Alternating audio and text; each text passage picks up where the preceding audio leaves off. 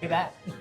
And welcome back, ladies and gentlemen, to the Ville here at the Town Tavern. And DJ Yoakley, Sam Torres, Greg McAfee. We're joined by a very special guest, one of my best friends in the entire world. What an honor it is. You've heard him, you've seen him on YSN before, but now, forevermore, you will refer to him, as I will, as a Louisville Hall of Famer. Ladies and gentlemen, Bob Burick joins the show. Thank you. Class of 1994.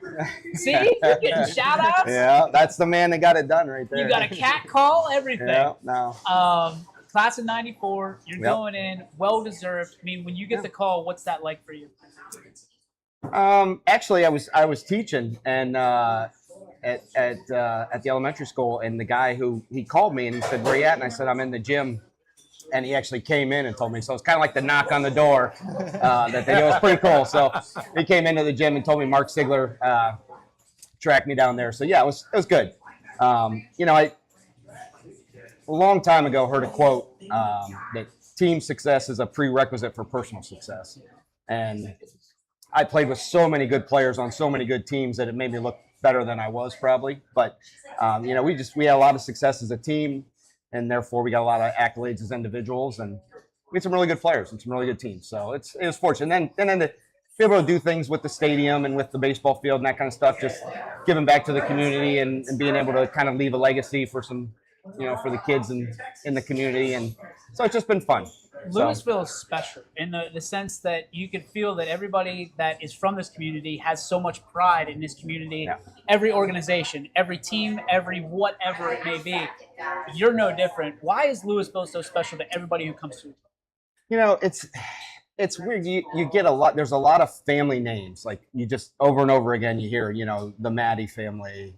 Now we've got the Norris family. You got all the Adkins that came through. It's just there's always this kind of legacy of, dad played here, grandpa played here, brother played here, uncle played here, and it's just and once you kind of get here, it's just cool to be a part of and and talk to guys that Mike Norris is sitting over here and he was 8 years younger than me, but it's like we were brothers because he was part of it coming through after I was through, and I would come back and watch their games, and so it's just it's kind of a family thing. So interestingly, when you talk about Hall of Fames, everybody always looks to them, but they never expect to get that call. For you, who were some of the people that you looked up to that you joined now into the Hall of Fame? Honestly, it's kind of funny because our history, we were Louisville football really good through the 60s. And 70s really strong, and even before that. And then the 80s were a tough time for us. We lost a lot of industry here. Enrollment dropped a lot, and we were still in the Federal League, which presented a big problem for us. So there was a period of time in the 80s, which was when I was a kid, where we would go to the games, and we were excited to be a part of it, but we were winning, 3, 4, 2 games a year. And so there wasn't a lot of there weren't a lot of superstars at that time. Mac Aljancic was playing, so he was a quarterback, so we all were kind of looking up to him, and the Libator family was playing. So the names you would hear there, but honestly, it was my teammates more than anything. And now I think, I didn't count before, but I bet you from the teams that I played on, there's probably 5 or 6 of us in the Hall of Fame now. So so that's cool. And when you have a group of talented people to begin with, who all have the same goal and push each other, that's where it's fun. And I tell my kids all the time, and they don't believe me, like, we would have fist fights in practice because we were all the same person. We were all competitive. And then, we're hanging out that night eating pizza like it was no big deal, but it was nothing personal. It was just we were all so competitive and we wanted to win. And so, and it showed that, 90, 91, and 92, we were, the 3 years I was there, we were 29-1 in the regular season. So, we were just so competitive. We just did not want to lose at anything. So I don't want to speak out of school here, but I would imagine that in the years to come, over the course of your life continuing to progress, you're going to see a few more Buricks in that Hall of Fame. Just a crazy suspicion. We'll see. What would that mean to you to be able to not just be in yourself? Because I know it's easy to say, I don't deserve this. It's my teammates, it's whatever, it's the people I surround myself. But to see potentially your kids go in for their accolades for who they are. Yeah, no, it would be cool. I was telling the story the other day. The cool thing for me is, Davis played here, and I was nominated for the Hall of Fame when Davis was playing. My oldest son, wasn't fortunate enough to get in then. So to get in while Trevor will be in uniform, it's pretty cool. And not to mention, Davis is getting married here in a couple months. Yeah, exactly. He's still part of the equation. Yeah, Boys, exactly. what do you got for Bud? So you talked a little bit about all the different iterations that you of leopard football that you've seen and the culture here. Mm-hmm. You can't really write a better storybook ending than your son as a senior, you getting in the Hall of Fame. But what makes it more special than even those two things? Seeing him go out there and lead this leopard team. Yeah, it's a cool thing because I was a skill player. My oldest son was a skill player. And you don't appreciate the offensive lineman, and I probably didn't while I was playing, to be honest with you. I was just like, hey, are you guys going to block anybody? And I was one of those guys. But to see Trevor kind of take in that role and just, it wasn't he's just a big kid. I mean, that's what he was his whole life. He's been that way his whole life. So, to see him, take over that role and to hear other players and other parents come to me and say, hey, Trevor, it really helps my son with this, or helps him with these play calls, or he's just sees what's going on the field. So to see him take control of the offensive line at the center position, is a pretty cool thing. And being able to start for 4 years, it's something that no one else has done here. He'll be the first 4-year starter ever in all of our history. So that's a pretty cool thing too. That would have been nice to know about 10 minutes ago. I'll tell you what, I would be remiss if I didn't take this chance to tell you that I got the honor, privilege of getting to meet your son last year and, getting to talk to him, not only as a football player, but as a young man. And as I've gotten a chance to talk to other guys and young guys in my area, in Ashtabula, and they talk about the linemen and what it looks like and what it looks like to be successful.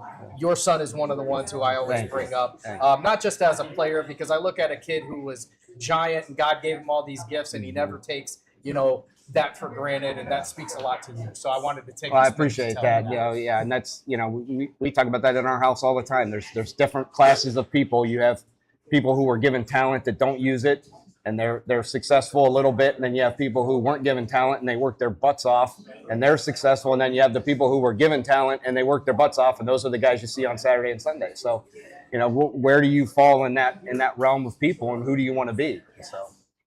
Well, I'm not sure exactly how to follow that. But I mean, you talk about all this team success that you had when you were in school. Are there any memories that pop out to you? Some of your favorites? Man, I mean, I know it's probably an endless list. Oh, it is. There's a lot. Carrying that loaf of bread and that picture. Well, it's funny when they said you got to send a picture. I'm like, oh, this is the only picture there is, because it's how I played. I was reckless from the word go, and so punt return, holding the ball out in the air. It was a perfect picture. But now so many memories. Just we had the first playoff win in school history in in 91. 92, and then we won 2 more games. We had to go to played Youngstown. This is when the OHSAA was in neutral sites. Okay. We played Youngstown Cheney at Boardman Stadium, and we couldn't figure out how that was a neutral site. We paid for it ever since. and we beat them 34 to 18 that day.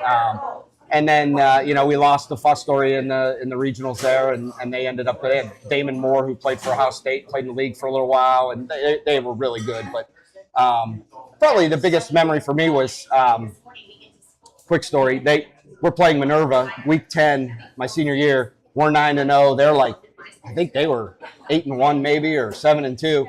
And we score late with maybe 40 seconds to go.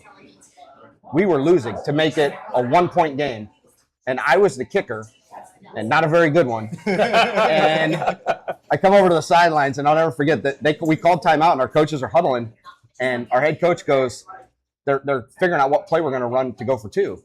And our offensive line coach sticks his head in the huddle, and he goes, hey, they have overtime in high school football. And our head coach goes, no, we're going for the win. And we ran a slot option, and our quarterback just got lit up and pitched it to me at the last second. And so I got a 2-point conversion to go 10-0. There you go. So that was that one kind of sticks out. Mm-hmm. But just so many good guys, and some of them are here that I got to play with, and they're the guys that I still talk to every day. So Bob, we can't appreciate you enough. Congratulations on all your success, both as dad, as player, as family man, community man. I mean, you've done so much for YSN Louisville. commentator. Come on, man. I didn't want to throw that. I was giving you the accolades, not the downfall. No, we appreciate. Listen, it's been a blessing to have you guys here, and not just here in Louisville, but everywhere. I hope that the kids today appreciate everything you guys do, because one day they'll be able to click on that computer and go back and look at all the things. Meanwhile, I've got these VHS tapes that I'm trying to figure out what to do with in the basement. But no, it really is. It's special what you guys are able to do and give it back to the kids. And that's what it's all about at the end of the day, because I'm 50. I'm on the downhill side. We got to keep the kids. We got to give the kids the opportunities. You got to listen to that. I'm 50 from you and Uncle Chuck. That's right. So, ladies and gentlemen, Hall of Famer Bob Burick. Thank you. We'll be back right after this with more zone coverage presented by Youngstown Clothing Company.